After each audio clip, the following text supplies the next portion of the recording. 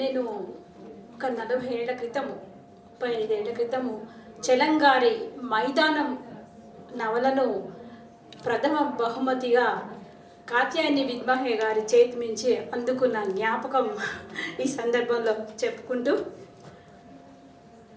నా పుట్టుక వ్యధ, నా పరిస్థితులు వ్యాధి, నా చుట్టూ ప్రపంచంలో వ్యధ, నా డబ్బులు, నా పిల్లలు, నా హోదా, నా ఆస్తి, నా చుట్టాలు, నా స్త్రీలు, నా లాభం చూసుకొని ఒక రవ్వ సంతోషపడలేను. ఏదో కావాలి, ఏదో తెలియాలి, ఏదో సమన్వయం కుదరాలి, అంతవరకు శాంతి లేదు అని ఒక చోట ఒకానొక సందర్భంలో చెలంగారు చెప్పుకున్నటువంటి కవిత పంక్తులతో ఈ ఈ కార్యక్రమాన్ని ప్రారంభిస్తూ 52వ చాప్టర్లో చలం మ్యూజిక్స్ నుంచి కొన్ని సమయంలోనే ముగిస్తాను. సార్ నించోండి, నేను అధిగమిస్తే నేను బంద్ చేస్తాను. రాత్రి అయింది. నేను నా మిత్రుడు ఫోన్ చేసి అతని ఇంటి ముందు నులక మంచం మీద చేరాము. సిగరెట్ పీలుస్తూ మంచం మీద పడుకున్నాడు అతను. గూట్లో పెట్టిన అతని పావురాలు సంసారపు పంపకాల తగువులతో గోల చేస్తున్నాయి చీకట్లో. చుట్టూ నక్షత్రాలు. ప్రొహిబిషన్ వచ్చిన తర్వాత ఊళ్ళో ఎన్ని సరదాలు పోయినాయో, ఎన్ని సంసారాల్లో తగువులు ఎక్కువైనాయో, ఎందుకు భార్యలకి కంటకంగా ఉందో వర్ణిస్తున్నాడు.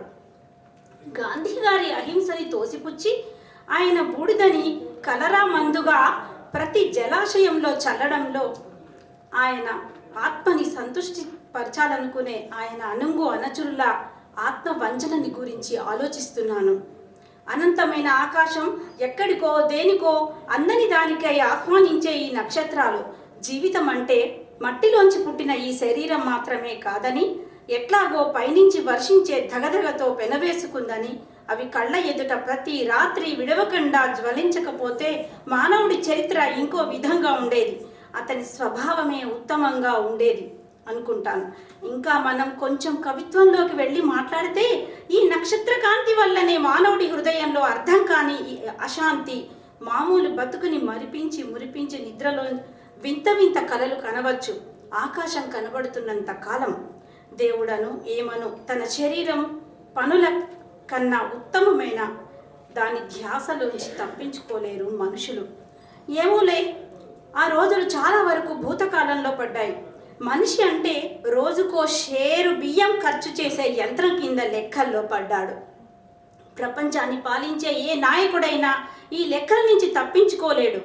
ఎంత పండుతుంది, పండితే ఎంత వస్తుంది, తరుగును ఎలా భర్తీ చేయడం, రాజ్యాలు, యుద్ధాలు, రాజకీయాలు అన్నీ ఇదే ఇరుసు మీద తిరుగుతున్నాయి. మరి తిండే కదా ముఖ్యం, అది లేండి. అవునులే, కానీ అది తప్ప ఇంకేం లేకుండా పోతోంది. తక్కినవన్నీ నిర్బంధకాలు, విరోధులు అవుతున్నాయి. వందే మాతరం సస్యశ్యామలాం శోభితాం దృష్టి భూమి మీద మాత్రమే. ఆకాశం వంక చూడడానికి తీరుబడి ఉన్నవాణ్ణి, తోటి మానవుడి కోసం కష్టించకుండా వాడి బియ్యాన్ని ఉచితంగా తిని ఆకాశం వంక చూస్తున్నావా అని అడుగుతున్నాడు. కళలు, ఫిలాసఫీలు, కవిత్వాలు అన్నీ ప్రజాభ్యుదయానికి తోడ్పడాలి అంటే శరీర సౌఖ్యానికి అనే అర్థం తీసుకున్నారు. ప్రభుత్వం ఎందుకు? ప్రజల్ని శాంతంగా ఉంచడానికి. అంటే ఒకరిని ఒకరు చంపుకోకుండా శాంతంగా బతికి తిని పిల్లల్ని కని పెంచమని. కొన్ని కళలు వ్యర్థమో కలవరానికి కారణమో అవుతున్నాయి. అందువల్లనే కళలను, సారస్వతాన్ని ప్రభుత్వాలు ఆధీనం చేసుకుంటున్నాయి. అందమైన కళలు కనగల ఉన్మత్తుల చేతుల్లోంచి. ఏం తప్పేముంది? ప్రభుత్వం అంటే ప్రజలంటే మామూలు సగటు మనిషి. అతను అంగీకరించిందే కళ. అతను కళ కింద దేన్ని అంగీకరిస్తాడో తెలుస్తూనే ఉంది. రైట్. ఇదివరకు ఆ పని దౌర్భాగ్యుడైన ఆర్టిస్టు చేసేవాడు. తాను ఏ అంగీకారాన్ని, కీర్తిని పొందకపోయినా కళలకి తన జీవితాన్ని అర్పించుకోవడమే ధన్యమనుకొని ఇప్పుడు ప్రజాదరణని, ప్రభుత్వాదరణని పొందని ఆర్టిస్టుకు చోటే ఉండదు. అతను రాసేది, పాడేది అర్థం కాకపోవడం వల్ల అతని ఉన్మాదం విప్లవ హేతువని చాలా శీఘ్రంగా నోరు నొక్కేస్తారు. స్వతంత్రం అంటే తన భాగం పనిచేసి తన భాగం బియ్యం తినడానికి నక్షత్రాలు లెక్కల్లోకి రావు. వాటి వెలుగుకి కిరసనాయిలు, అగ్గిపుల్లలు ఎంచనవసరం లేదు గనక. స్వతంత్రం అంటే తినడానికి, శరీరానికి సుఖపెట్టడానికి అని అర్థం. ఇప్పుడు ఈ స్వతంత్రతం కోసం మనస్సుని, నీతిని, ఆత్మని ప్రభుత్వపరం చేస్తామంటున్నారు. ఎందుకు? వాళ్ళని ఇబ్బంది పెట్టే మనో విజృంభణ కానీ, కళా ప్రోద్బలం కానీ, విశాల దృష్టి కానీ చాలా మందికి లేవు. శరీరంలో తప్ప ఇంకో అవసరానికి బతకడం అంటే ఏమిటో కూడా అర్థం కాదు. కానీ రోజు ఆ షేరు బియ్యం దొరక్కపోతే నక్షత్రాల వంక చూసే ఓపిక ఉండదు. అవును, ఆ షేరు బియ్యం దొరికిన వాళ్ళలో చాలా మందికి నక్షత్రాల వంక చూసే దృష్టి లేదు. శరీరమో హృదయమో ఓ పక్క మాడేవాడికే ఇవన్నీ. షేరు బియ్యం లేని రోజులు నేను ఎరక్కపోను. కానీ ఆకలి కన్నా బాధ పెట్టేవి, తిండి కన్నా సంతృష్టినిచ్చేవి ఏముంటాయి? కళ ప్రజాసేవకి దాసురాలవుతుంది. చేత కాదు కానీ ఆ నక్షత్రాలని రోడ్డు మీద వరసగా తగిలించుకుంటారు. ఎందుకు?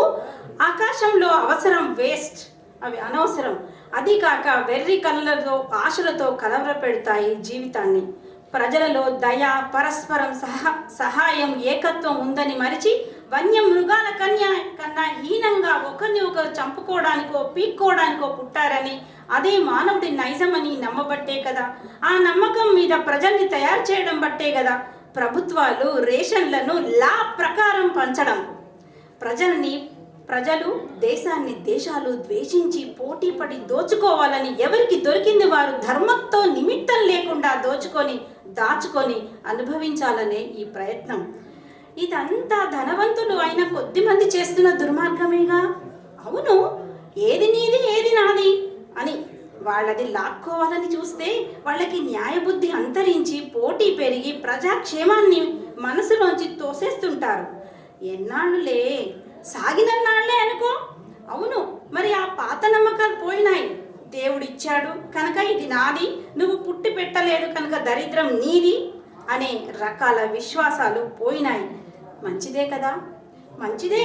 కానీ ఆ విశ్వాసాలు పోవడంతో వాటితో పాటు విశ్వాసాల మీద ఆధారపడే సానుభూతి, దయ, స్నేహం, పరస్పర సహకారం ఇట్లాంటివన్నీ కూడా తొలగిపోయినాయి.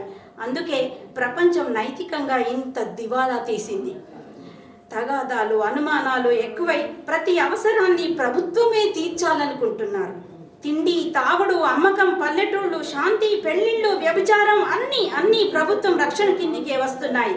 పత్రికలు, ఫిల్ములు, పుస్తకాలు సమస్తము. ఇంతకీ ఏం చేయమంటావు? పాత పురాణాల దేవుడు.